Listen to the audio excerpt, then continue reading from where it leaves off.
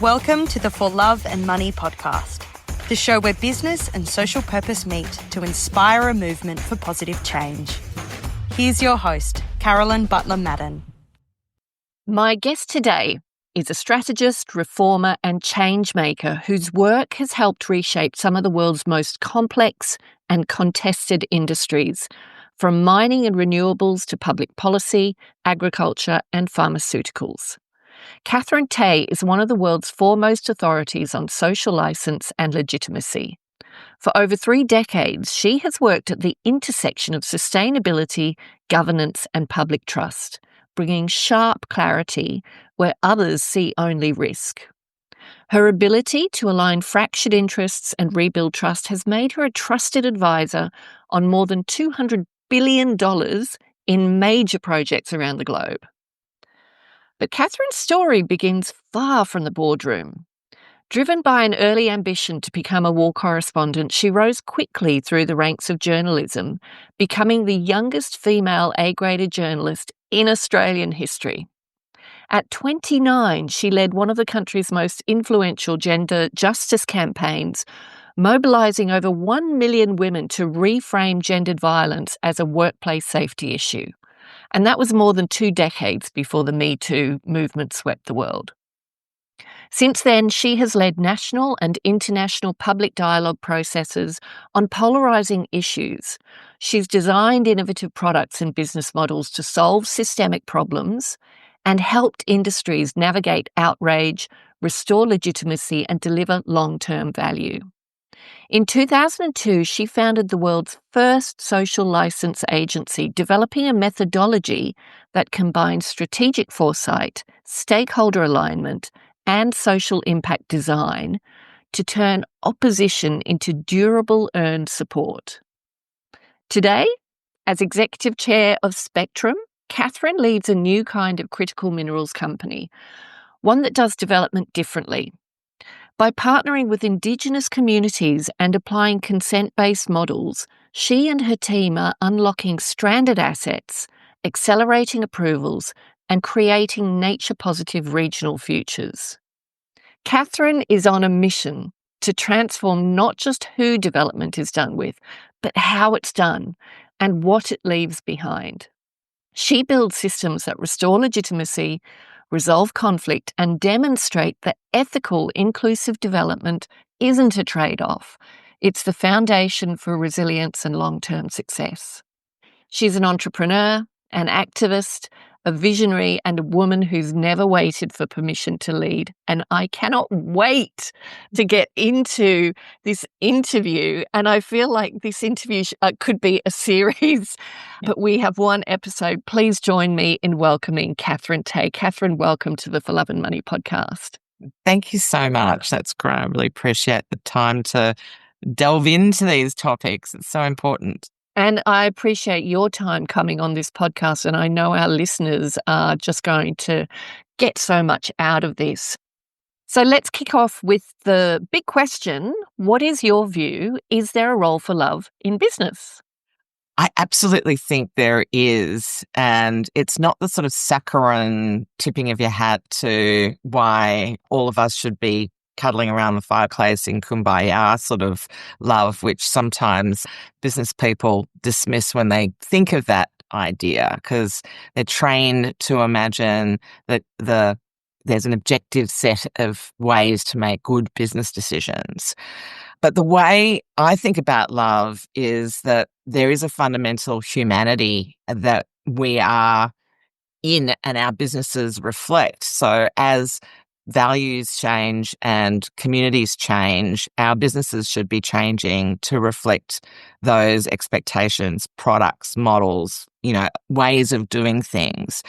And in my world, I would think bringing humanity to opposition and bringing an understanding why opposition occurs to major projects or public policy issues or protest, if we could actually hear from a humane and loving perspective why those concerns arise, we would have, I think, such a better business culture and such a better set of business models, because they would be richer for it.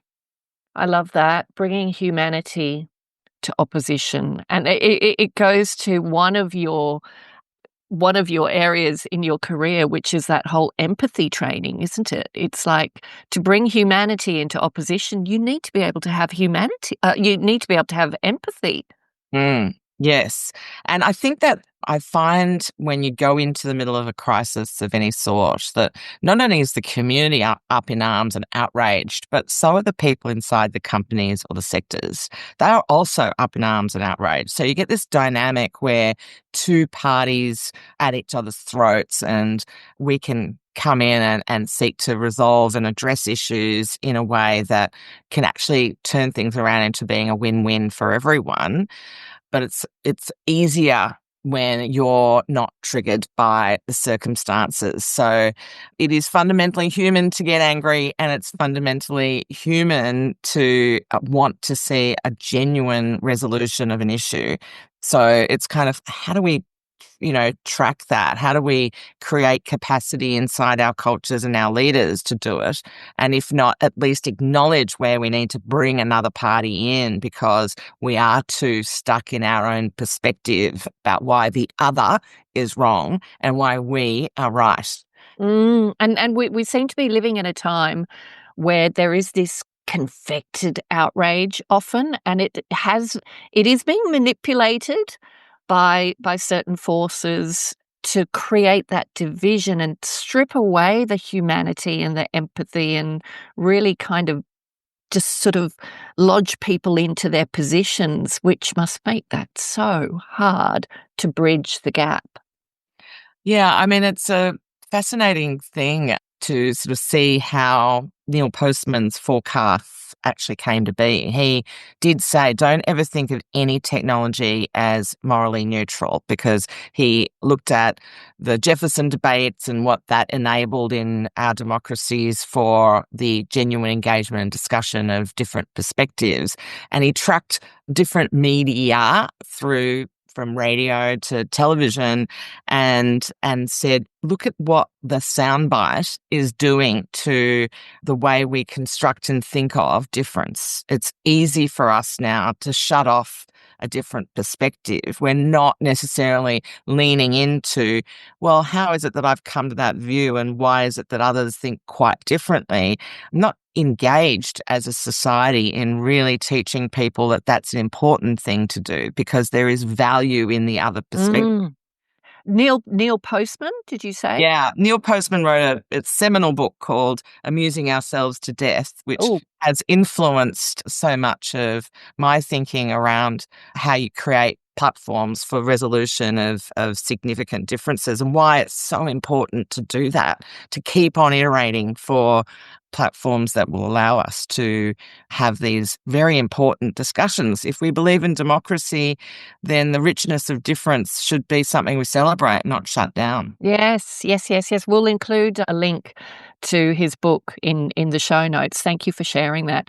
And I can see there's going to be rabbit holes we go down. It all relates to what you're doing now, but yeah, I want people to get a sense of your career trajectory beyond the introduction. You've had such a rich and varied career across human rights, diplomacy, corporate ESG, and now critical minerals. What's been the thread connecting your journey, and what led you to found Spectrum Development? I think the one thing that I remember really got me when I was a resources journalist was the very big difference between the way companies were talking about a problem and the way the communities were talking about a problem, and what I would consider the vast moral gap between perspectives. And I was intrigued, like, how is this possible? How can we have such significant differences, and why are they not able to sort of come closer or address those issues? Because it's fundamental to business that if you are in a community that doesn't want you and rejects you, that you would actually be doing worse business than if you were in a community that did want you. I mean, that's such a basic concept, I thought. But back in 1980s, in the late 80s, when I was a business journalist, the idea that we actually needed to take these communities into account. I literally had an investor relations person say to me, look, it might give you a warm, fuzzy feeling on the inside, but it doesn't make a difference to our share price, so we don't give a damn, you know? Yeah. And, you know, interestingly, we're still having a type of debate like that now, and it's not actually set. There's no genuine way for how a corporation can effectively adopt the value sets that might actually enhance their business and evolve their business models effectively to drive sustainable development outcomes, even if that's an expectation of society, even if we know that products and investors and others are saying that's what they want. There are so many invisible barriers to those changes. And to me, that's just continually been a driver for me. Like, how do we link up the business alignment to the societal alignment, to the cultural alignment, to the systemic alignment in order to create the catalytic changes that we need to drive outcomes? Where imagine a business entity was actually helping create nature positive, people positive outcomes. Well, if every organization was doing that, it generates the most incredible opportunity for societal peace and happiness. You know, it is, you might think, an amazing goal, but I was in a UN conference in 2000, and a man who works in this area stood up and said, I believe in world peace. And even in a UN environment, people tittered and started to laugh. And he said, well, you know, if that is the reaction that we have at a UN level for people who actually have come together about these issues, then you can see how embedded our cynicism about the possibility of the best outcomes for humanity really challenging to achieve, because there's always detractors. There's always people who say, oh, it's not possible. You can't do that. And I have that, you know, sense now that here we have a great strategic opportunity to make and drive change. And there are obviously going to be detractors saying, this isn't possible. There is no way you can get a community to be supportive of a mining project. So I've got lots of evidence that you can. And now the question is, well, can we do that in a profitable way? And that's what we're trying to achieve in Spectrum. These barriers to change you talk about, are they legitimate? Or is it, I mean, that's a simplistic question for a very complex issue. But what you're doing suggests that they are barriers that you can overcome. Absolutely. And I mean, every barrier is information, you know, it's information about what needs to be addressed in order to deal with that barrier. It's not information that says you don't and shouldn't progress. Many years ago, one of my clients asked me to create a social maturity analysis for when coal-fired power stations would no longer be socially acceptable. And she'd come to the conclusion that it wasn't going to be a lack of coal that stopped coal-fired power. She thought it was going to be, you know, more a social construct. And so in about 2005 and around thereabouts, we started to build an academically rigorous assessment of the evolution of public policy against social norms and how you could sequence that and how you could forecast that. And we've written a lot of academic papers about this. Each stage has their own set of barriers that have to be addressed before you can move to the next stage. It's a little bit like the old-fashioned video game Donkey Kong. You know, you could only get to stage one, and, you know, it's the same thing, right? So, but we do that as a society. Even if there's a brilliant idea, it doesn't go from a brilliant idea to, you know, a social norm overnight.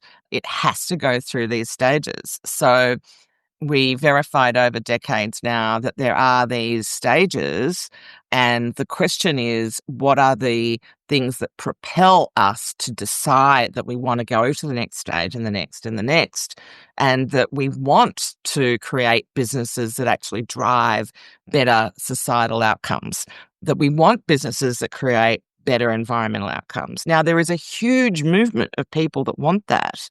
And there's also money sitting saying from super funds that they want that. But there is this massive barrier. And the massive barrier comes in the form for certainly companies like BlackRock, when they go out to talk about ESG, they have 16 lawsuits against them at the moment. Wow. So the barriers to change and to actually bring these pools of capital to bear on this is very significant. But, Can but you the good news is we've got these pools now.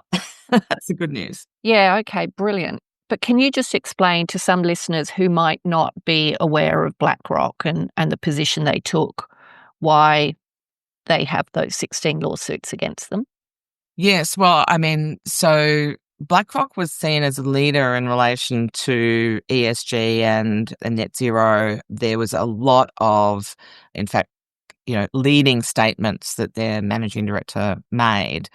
And when Trump came in, he actually very specifically wanted to see people stop doing what he'd consider the virtue signaling of climate activism. And a number of different organizations, including BlackRock, backed away from those positions. Mm. So the question obviously arises that, politicians, they come and go, business strategies can vary in relation to the political context, but what are the things that are so true that you would continue to believe that even in a context where it was no longer politically in your interests? Mm. And litigation is a good sort of signal. And there was a sense from some of the states in America, the red states, that BlackRock's commitments actually undermined financial returns. So, this is a live challenge. Today, there is some incredibly significant information that's come out about the intelligence that the Norwegian fund had in relation to climate. They turned a mega improvement based on some of the forecasts that they used around the sorts of companies that they would or would not invest in based on it. So if you can show that investing in better environmental and social businesses drives better returns, then you can dismiss or defend yourself against claims that this is actually a waste of shareholder funds. And it's, and you've got to make sure it's not greenwashing and all of these things. So the credibility of the claims are vital. The transparency in relation to what is actually being achieved is vital. And the returns have to be comparable, not concessional, in order to really drive catalytic change, in our view. Thank you for that. So Spectrum describes itself as a social license mining developer.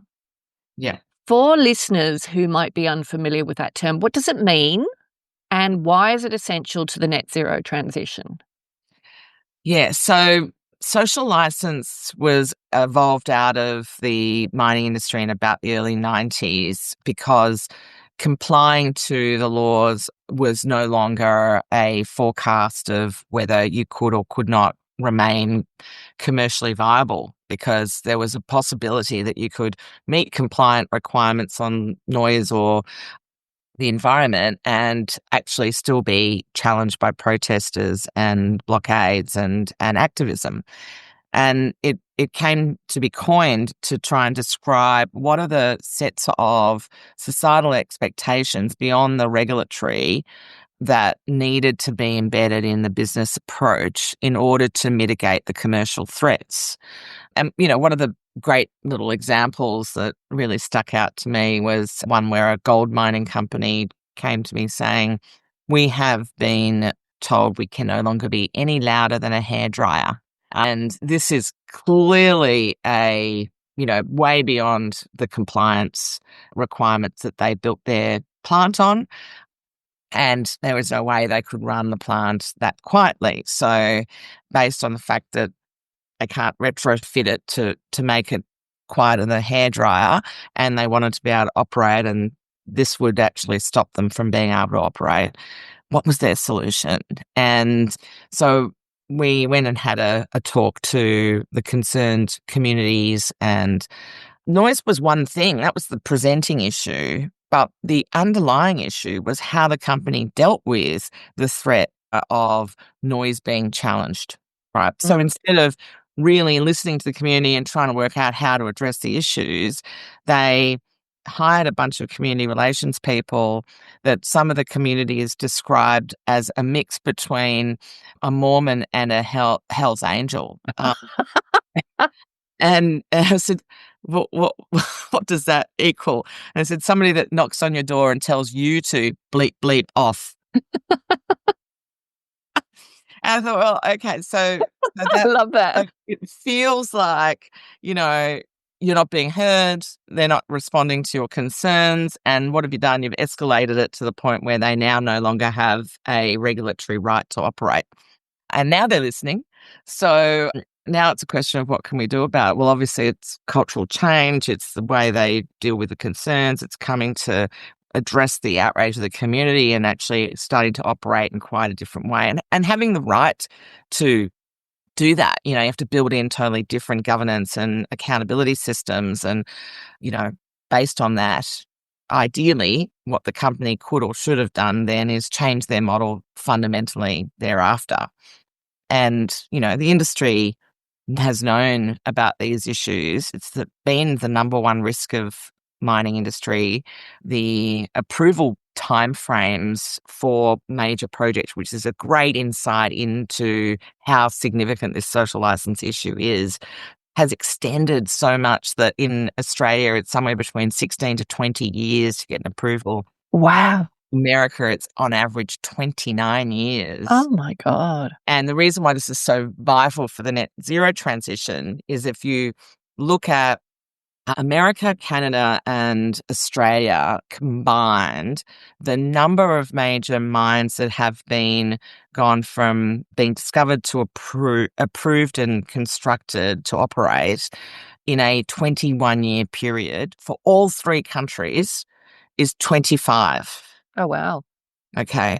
And if you look at what the International Energy Agency says we need in terms of the supply for the net zero transition, we need 380 new mines by 2050. 380? Sorry, 2030, not 2050. Yeah. So the need globally is for 380 mines by 2030. Of critical minerals, yes. Wow. So which agency is it that The says that? IEA, the International Energy Agency. Yeah, right. Okay. And so how give us some context for those people who say we need to stop mining. Yeah.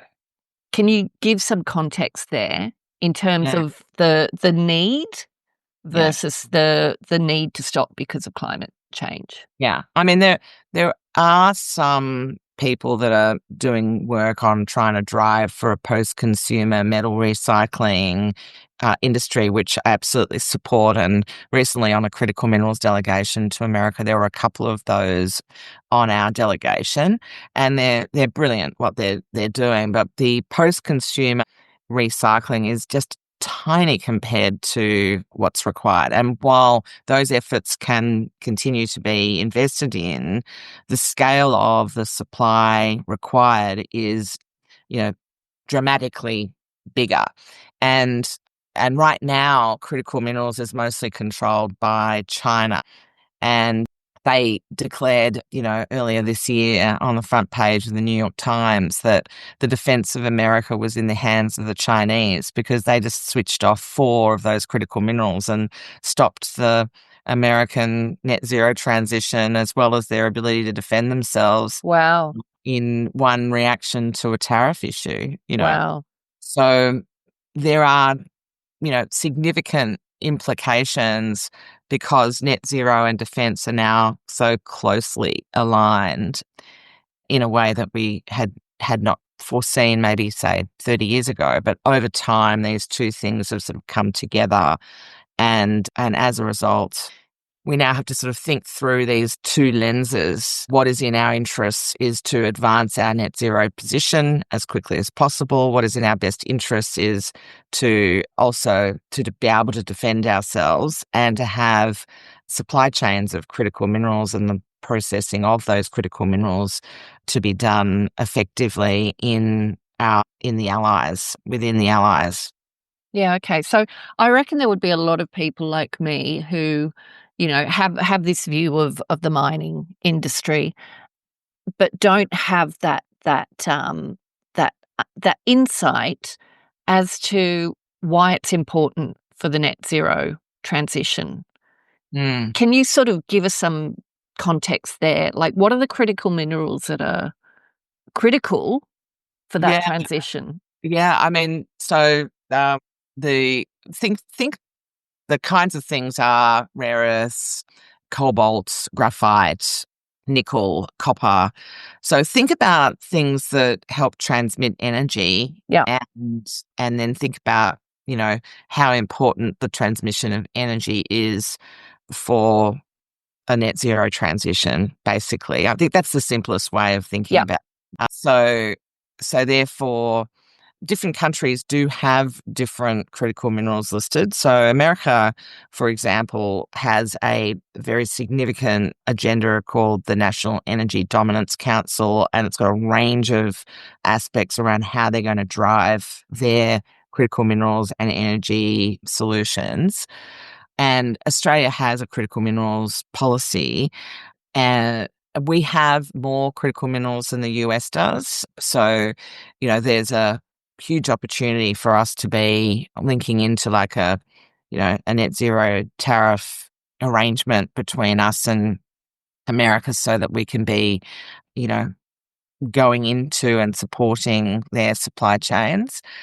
And then there's also countries like England that don't have any, and so there's a big strategic challenge for them, and they're, needing to build supply chains with their allies so that they've got these materials. And so there's a bigger sort of play, and I guess where we've come to is, even though there's this big strategic requirement, overriding communities that are concerned with that significance does not play well in those communities. mm, We've seen that with going into communities with wind farms and solar farms and trying to have companies try and governments try to overwhelm them by saying, hey, if you're not supportive of this, you're not supportive of climate action.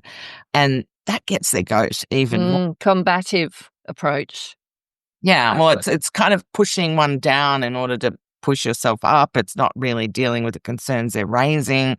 It's using a way of dismissing them. All of these things, all of these traditional strategies, denial, dismissal, attack, exacerbate and amplify opposition.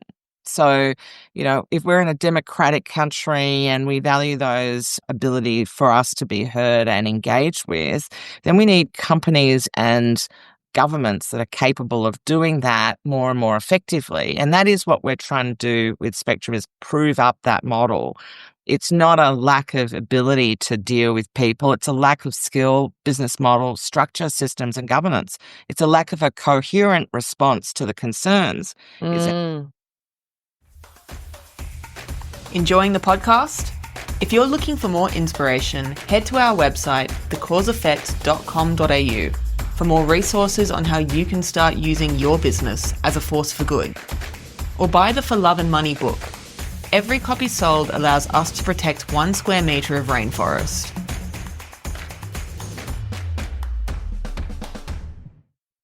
So let's talk about Spectrum then. How does the work that you do through Spectrum, how does it shift the paradigm of how mining approvals and community engagement are done? Yeah, really at the moment, the model is what I'd call technical, political, and legal. So you simply put, you have a tenement, you discover a deposit, and there are, probably 4 business strategies that you can then apply. And if your intent is to develop the, traditional and most commonly used one, is where you would take that brief of what you know about the geology, give it to an engineering company that would then design the most optimized mine processing infrastructure solution from an economic perspective so that you can get the project to look really viable. Mm-hmm. And then you would put a impact assessor on in a different company that would then do the impact assessment, bring experts in to do a social impact assessment where legally required. Some people might do it even where it's not. An environmental assessment. Some people are even doing Indigenous assessments. The key here is often it's part of a decide, announce, defend arsenal. It's a DAD arsenal. It's, I want to take the technically sound, the impact assessments that show we understand those, but we are seeking capable of mitigating them. And we're going to package that together and we're going to sell this project to the government and to the public at large, and hopefully address sufficient enough of the loud noises and voices in the community level to overwhelm. And if we can't do that, then, some other strategies are used, like we won't talk to the ones that are most impacted or most outraged. We'll talk to all of the other people around them, and then we can say, hey, 11 out of the 12 Indigenous groups like it. It's just the one that's most impacted that doesn't. Mm. Or in some cases, we can say, we like, the community likes it around us. It's really just all of those people outside that don't like it. So all of these strategies are polarizing strategies. And so essentially they rely on the company to be able to have government alignment to get these approved. And the hope is that when they are approved, all of these concerns will drop away. But, having worked in this space for 3 decades, I've got all sorts of evidence where even large companies, the biggest companies in the world, can have communities near them that every day in, day out as they operate, cause significant costs and consequences because they were never happy and they were addressed during the approval process. And just like that hairdryer example, it costs money. Yeah. But the assumption is always that the amount of money that we make through this model is more than we would make through any other. Yeah. And that's, of course, what we're trying to challenge. We're saying, actually, that technical, legal, political kind of strategy where you lobby for your answer, that, let's put it as a DAD strategy, that's a decide, announce, and defend strategy, that is actually going to amplify all concerns. What about a strategy that's quite different? And we, at Future Eye, the company that I established in 2002, developed a concept called DAVE, which is I love this. declare the dilemmas from everyone's perspective. That means genuinely getting to know the dilemmas and the invisible barriers and the concerns and the legacy issues and, all these psychosocial traumas and other things that are impacting on people. Understanding all of those and what the project might do to the environment and to infrastructure and all of the consequences. Understanding those dilemmas from everyone's perspective ensures that we're all heard, but it also enables us from an engineering perspective to not just sort of silo off the engineers. Our CEO is an engineer because we see the engineers as critical to being able to actually iterate and resolve and create a project design that communities would buy into. And based on that, if they can, and we do, then we can actually scope and address impact assessments as a accountability platform. And what we're trying to do is not just get the project approved, we're trying to get the project approved in a way that over time can demonstrate improvements to the community as a whole. Mm-hmm. These are, concepts that seem logical, like if you have free prior informed consent in a community, the community is going to like the project better and they're going to advance their communities in a more effective way based on that than if they haven't, if they traumatized by it, than if they're, distressed about it. So What we're trying to do is to reverse that and actually make it something that is enabling a better outcome in those communities, and really not just a traditional model with a bit of an add-on. It's actually a fundamentally different development model. And it's a collaborative model, which gives it legitimacy from the word go, right? Yes, yes. And, the idea of that being true is where some of the investors and bankers that we've gone to see most challenged, which is it even possible for you to bring a community into a collaborative environment? And particularly one where they're opposed, and we're trying to set them up into being from opposed to being more engaged and open to a maybe. And that set of steps is something I've done many, many times. I was going to say, it's not just theory. You've actually done this. Yeah, absolutely. And in my experience, the opportunity to design collectively would be so much better advanced if the company that was the proponent had a culture and a willingness and a governance system that was coherently engaged in doing this transparently and effectively. Yeah, wow. The way you describe it, like, it just seems so rational. It goes right back to the beginning of this interview, right? It's about bringing humanity back into opposition, actually, maybe even avoiding opposition in the first place if you start well. So it's really interesting. At the heart of this approach is the idea that, and I've seen you've talked about this, is the idea that legitimacy isn't a compliance issue, it's a foundation for resilience and long-term value. So can you unpack what that means in practice? Yeah, sure. I mean, one of my examples of work that we did at Future was that there was a mining company that had a need for water. A lot of mining companies need water, but it was in a drought-stricken area, and the farmers were very concerned about it. They raised their concern, and the company's response was to show a report that demonstrated that a litre of water spent in mining was substantially more valuable than a litre of water used in agriculture. And then they used that to lobby for their use of water over the farmers' use of water, which, as you can imagine, sent the farmers Yep. it very, very Combat straight away. Yeah. And in that battle, it went through the approval process. In that battle, the miners only just won, and they got a little bit disturbed by that.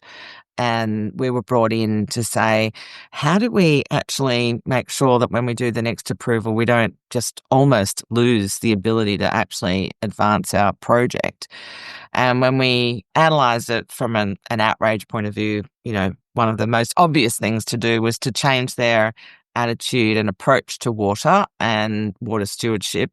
There were other aspects of the strategy too, but if we just zero in on that for a moment, this is where there is an agreed method and approach around how water is allocated on a range of values, not just economic, and a set of values that people agree to, and then you manage within that. So you are thinking about water at a catchment level, and the responsibility for the company is at a point where they lose, so much water, and there's a drought, and they have to reduce the amount that they use in percentage terms, that they have consequences like needing to potentially stop mining or slow down their mining.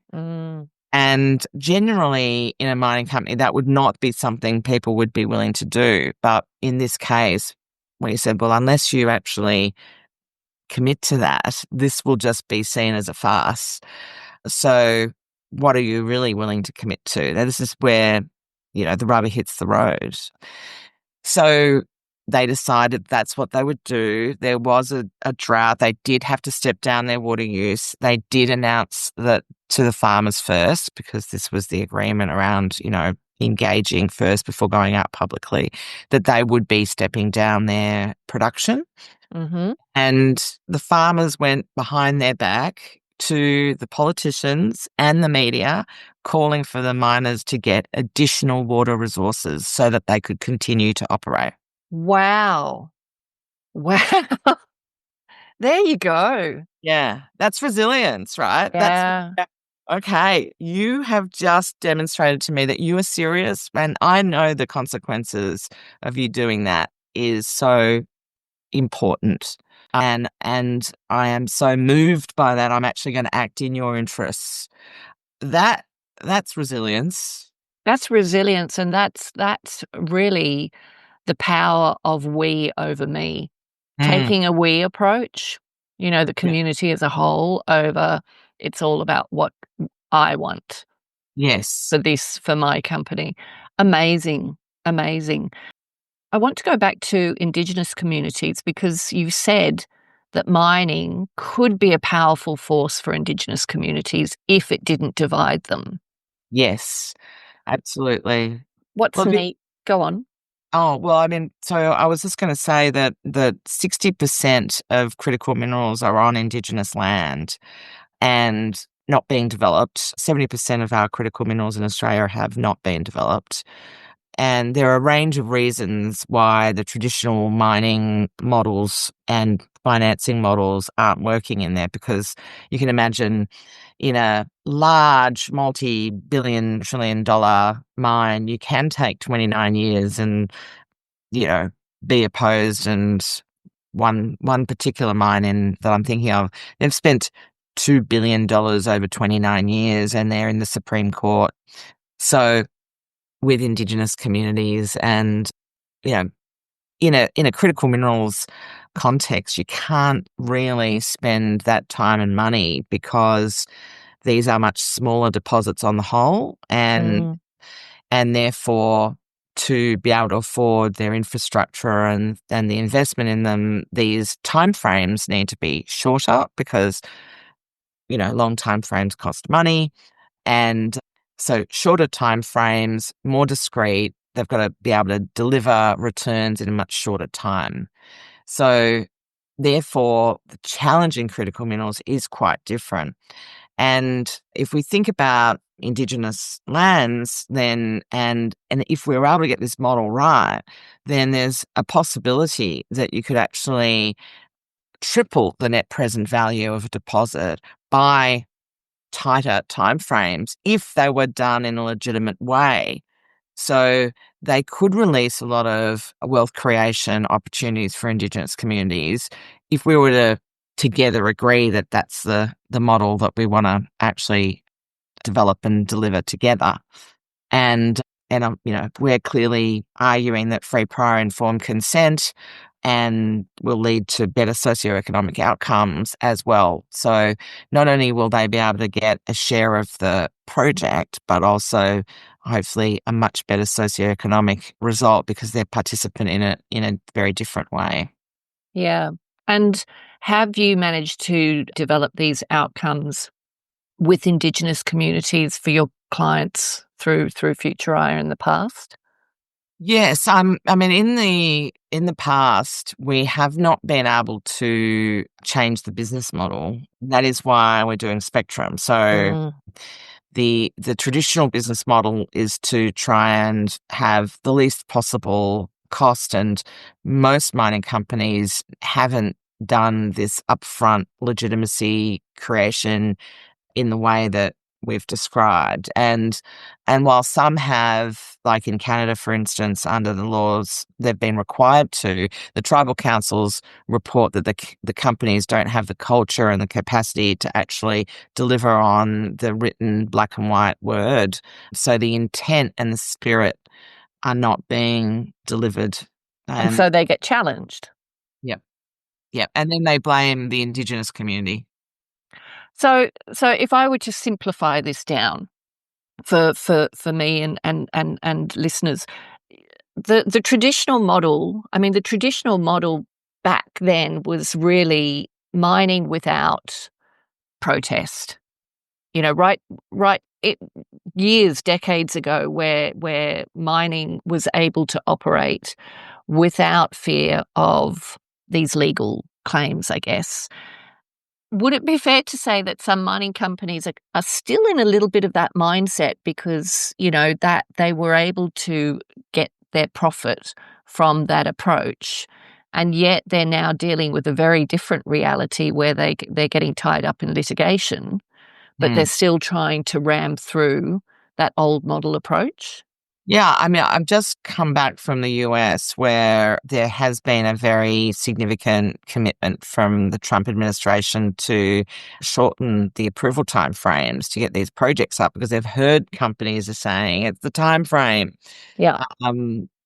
And so what they are conscious of is cut the timeframe down. You could end up in litigation for years. Mhm. And so the miners are frightened of the litigation. Mm. My answer to that is litigation is the outcome of not having legitimacy. Yeah. So if you can actually build up the legitimacy of the project and resolve those issues together with the people who are currently the opponents, then, you know, you're in a much better position. Their response to that is, well, there are people whose whole career is spent actually invested in the litigation. It's a business model for the NGOs. Right. And they're not really interested in this solution. I last year I was asked by by a big aid organisation, it's sort of a umbrella one, to come and talk. And I have to say, you know, it is true that maybe say 3/4 of the audience really liked what I had to say, but there was a quarter that did feel angry about why are we mining? What are the Mm. you know, I don't want to hear, you know, all of these sorts of concerns. Why aren't we recycling? And also, I think, fearful about what the change meant to the role that they would play. Yeah, wow. In that, you know, so there is a need for people to go from hard no to maybe and then, you know, into really being willing and capable to make assessments. And while the approval is one step, it's an ongoing interest and engagement around verifying and ensuring that the outcomes are better and throughout, so that it's an ongoing accountability process and not just a sort of once off at approval. And, you know, there are also pools of money that go into litigation. And I would be wanting to, through providing some proof cases, to get those pools of money to say, rather than, you know, dealing with the problems at the bottom of the cliff because the project is designed badly, the environmental outcomes won't be good, the Indigenous outcomes are awful, you know, rather than being at that end, what about creating pools of development money that actually want to see embedded restorative justice in the project design process Brilliant. and management? Brilliant. We'll be sort of wanting to bring those pools of money and also help engage and, you know, resolve these issues with all of the parties so that people can sort of see a role. And there might still be, you know, roles for people that just want to litigate, but there might be more roles for people who actually want to see representation for communities and to be in those communities that can really have their power asymmetry addressed by having good watchdogs all the way through the method. Yeah, wow. That's so interesting. It's so fascinating when you think about like those nonprofits who fight for litigation. You know, they have a very clear picture of the end result they want to achieve, and then you come in with a different way of approaching it. And it's very difficult for them to let go of that vision. But what you're saying is there could be a role for them in that new Absolutely. process. Yeah, and I've started to talk to some of the most successful litigants against mining in America, and there is an openness to say, okay, we do want to see better permitting. We do want to see more legitimate projects. So, you know, so I don't rule that out. Again, I bring the humanity. I understand why you're distrusting.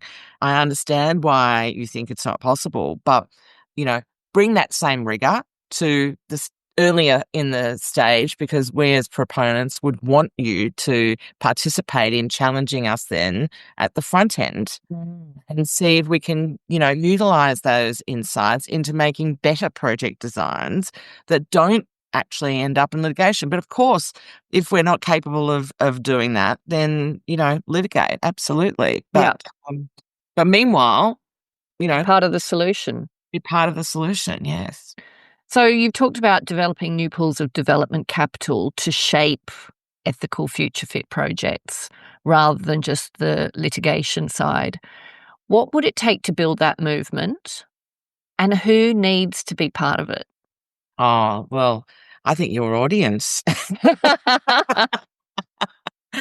Yeah, I mean, like everything, you need high net wealth people who are willing to step up into this space to sort of, have the clarion call and engage with the large philanthropists and the large pools of development capital. I mean, in America, the amount of money that these philanthropic funds have is just, Obscene. hundreds of billions of dollars. Yeah, we could genuinely change the way Wow. projects are done, mining is done. We could change so many things, but at the moment, a lot of them are sticking to impacts of proven and known things. So what we get, green real estate, and not that I'm dismissing the significance of green real estate, but I think we've made the case. Money is made. Why don't we spend some time on things that are more complex and actually see if we can drive catalytic change there? I love the way you just lead from the front, Katherine. You've never waited for permission to lead. What drives that mindset? I actually I remember consciously making a decision about that when I was really super young.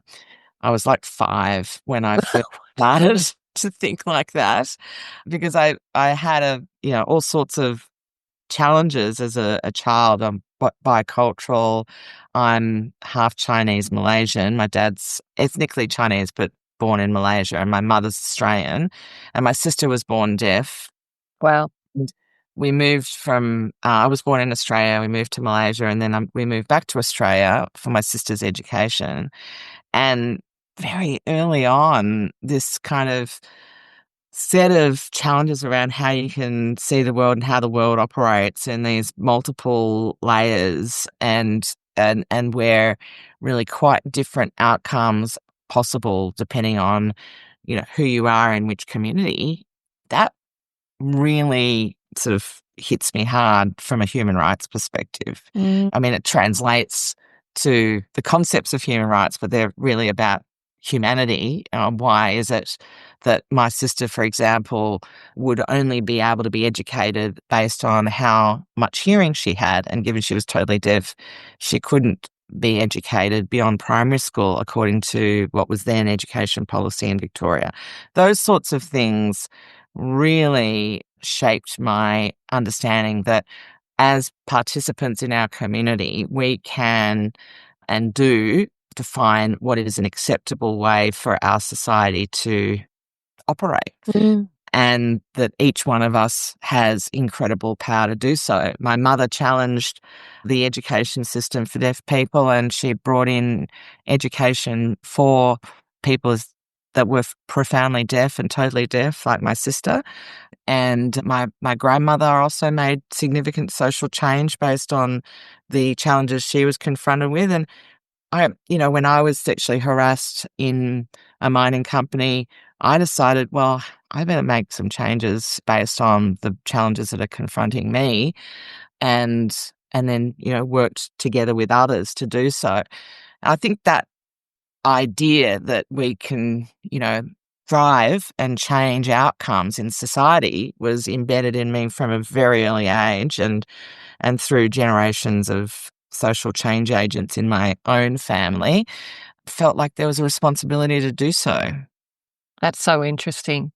That's so interesting, that background. And there's the Chinese Malay father, did you say? Yes. Yeah. Even Chinese Malay, the tensions in Malaysia between the Chinese and the Malay. I grew up in Malaysia for a long time, so I know you've got some of those tensions between those groups would have meant that you're kind of living between the lines a little bit, and then with a Australian mother. And so interesting. And it makes sense that you're doing what you're doing. I can see, like, the change that you want to lead. But you've led public dialogue. Like, you're in the thick of such polarizing issues. You're in the mining industry, right? And there's such polarizing debate on that. And you're designing this new business model. Your approach has been different, from your consultancy to begin with. My understanding is that what you're doing through Spectrum is a world first. I believe so. Yes. Yeah. And you've also helped restore trust on $200 billion worth of major projects, which is incredible. I want to understand, what have you learned about leading in complexity? Well, self-awareness is the number one thing to think about, like how you yourself feel and what you bring to any conversation. And that often people are afraid to really name up what's happening. And we have so many more intuitive levels that you can tap into with anybody. So when you're thinking about solutions and outcomes and behavioral differences and all the rest of it, sometimes my fear, I guess, had been, oh, well, you kind of have to meet people in a way that pleases them, or fear being too confrontational. So this balance between how do you bring forward your own communication, credibility and quality into an environment that is non-confrontational. And I just thought, for me, the non-violent communication strategies were brilliant because they really teach you how to tap into what you're feeling, but at the same time communicate that and demonstrate your self-awareness, and through doing so create a safe space for the other person to also engage. And you together therefore drive emotional maturity and connection. And the more connected you are, genuinely connected to people, the richer your experience is. The more capable you are of driving, high performing teams and business culture, and, the better life is, frankly.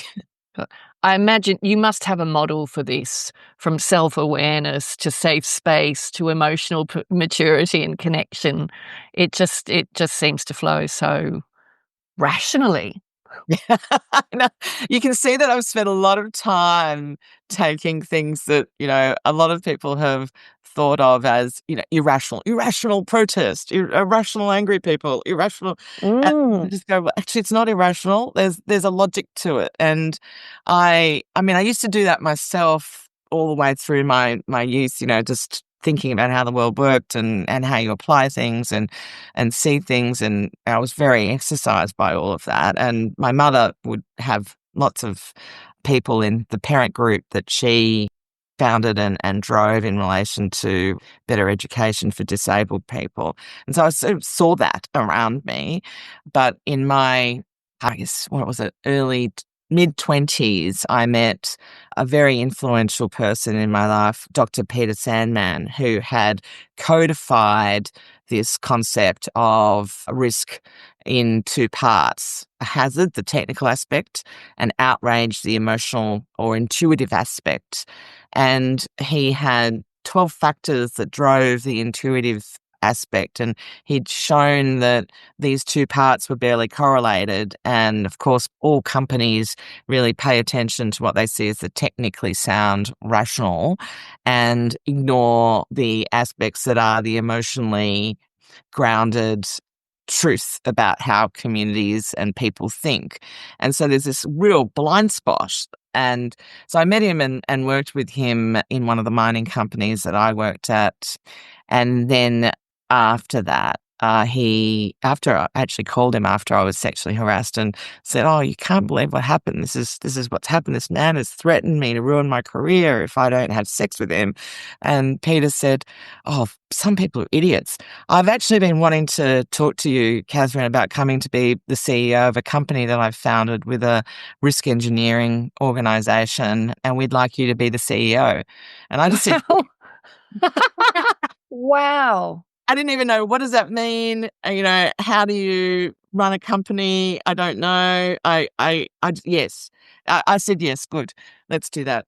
So, Which do you know what? And I just want to, this is a really important point.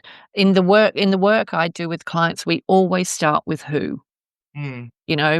Purpose work. You start with who before you start looking at your why, because who you are, what you care about, what you stand for, it absolutely drives your purpose and your why. And what you've just talked about with Dr. Peter Sandman is you attract your people like us.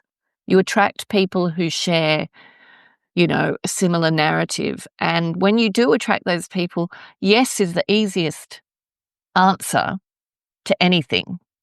Yes, I mean, I when I started my first day with a piece of paper, a pencil, and a computer, and I had sort of had all these big company assumptions that I'd have a budget and staff, and it was like, no, you've got a computer software that we've, and your objective is to set up a company, and I was like, oh my God, how to do that? But luckily for me, I was like 28 years old, and I figured it out. Yeah, well, that's what a can-do attitude will do, right? 5 to 10 years from now, what does success look like for Spectrum?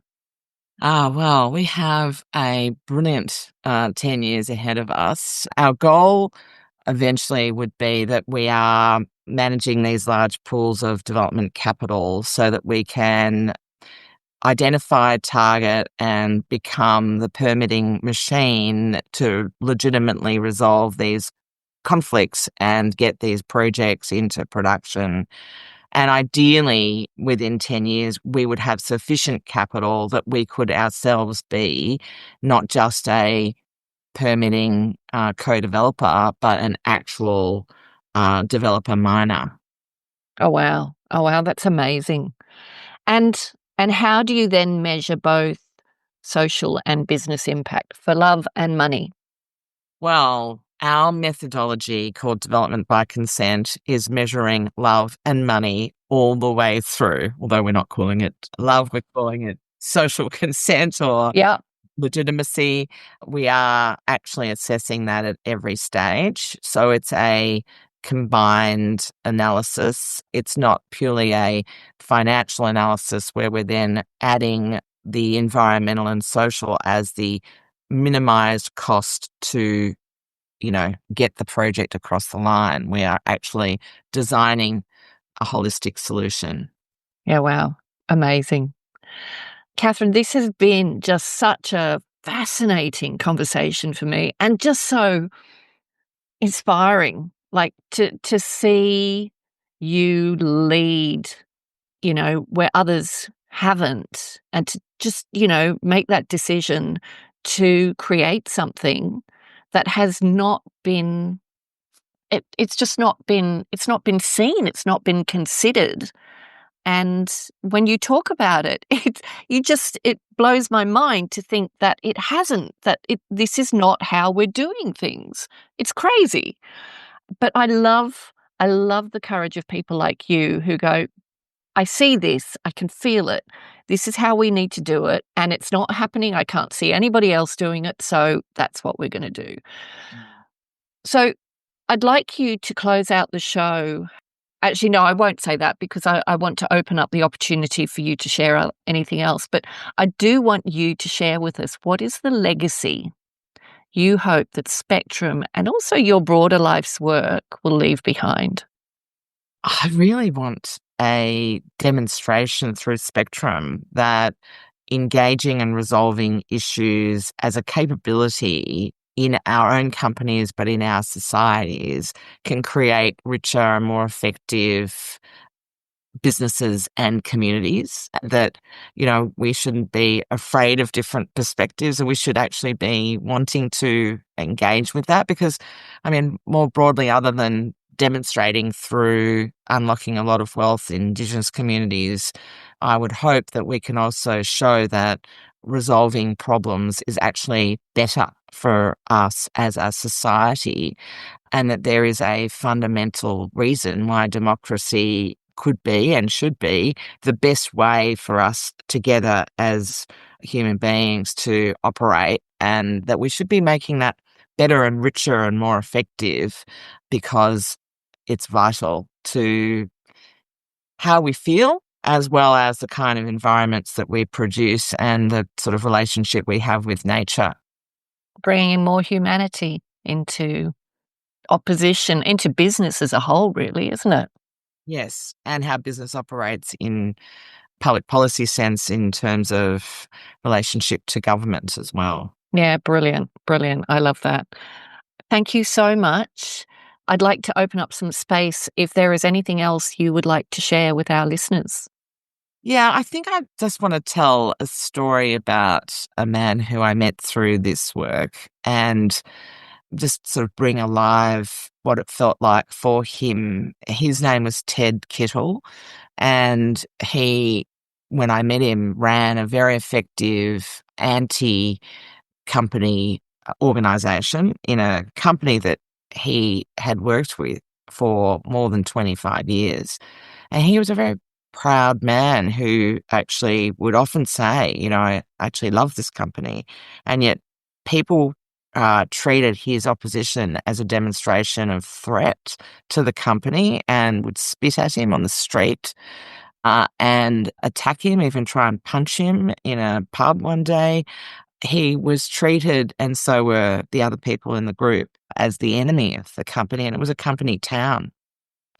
So I want to tell the story through Ted's eyes about how it felt for him that it took him 20 years of his time to really run a campaign that in the end brought that company to its knees. And the power of that one man, his group, was enormous. And to some, they would say that is an example of what's gone wrong with our society. And to me, I think it's just what is incredible about our society. There's a person that had been treated like a rat bag, but actually what he identified and what he drove at the end of the day was a demand for a company to be more environmentally and socially responsible.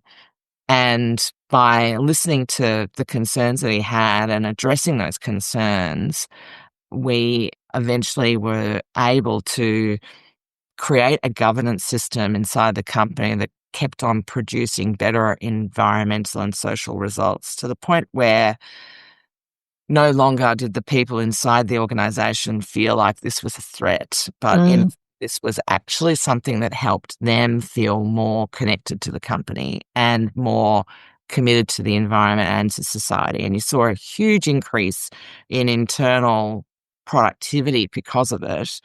And furthermore, the company started to do things that weren't just about mitigating risk, but actually contributing to resolving some of the very significant social and economic issues in a way that advanced their interest, which was to have better employees and longer-term employees, because they'd had trouble doing that, but they had ignored the multi-generational unemployed in that community. So through this lens of TED, we were able to grow not just a mitigation of the threat, but an advancement of much better operating business.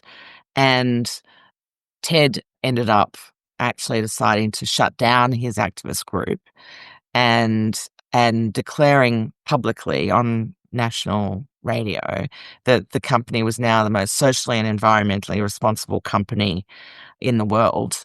And then he was incredibly proud of that legacy that he left.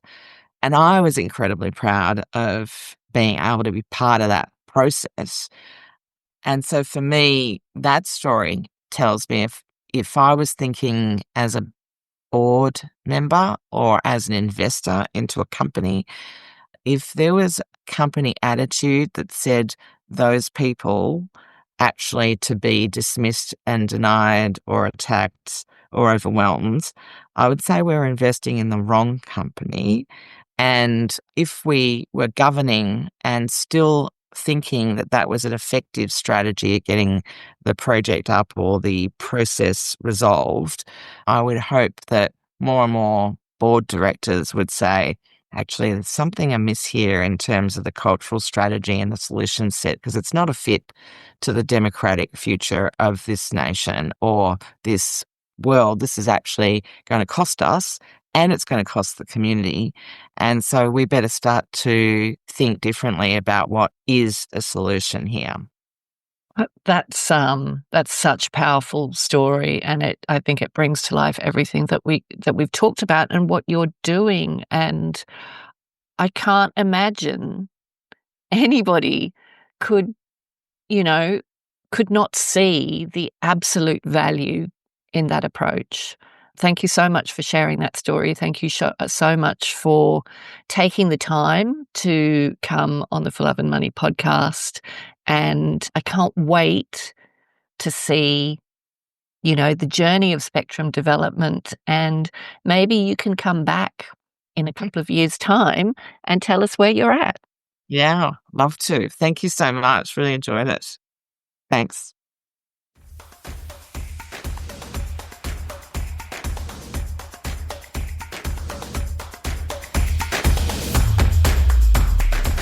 Thanks for listening to this episode of the For Love and Money podcast. If you'd like to take a deeper dive into the purpose movement, visit us at thecauseeffect.com.au. And remember, doing good is good for business. So if you're not doing good, then what are you doing?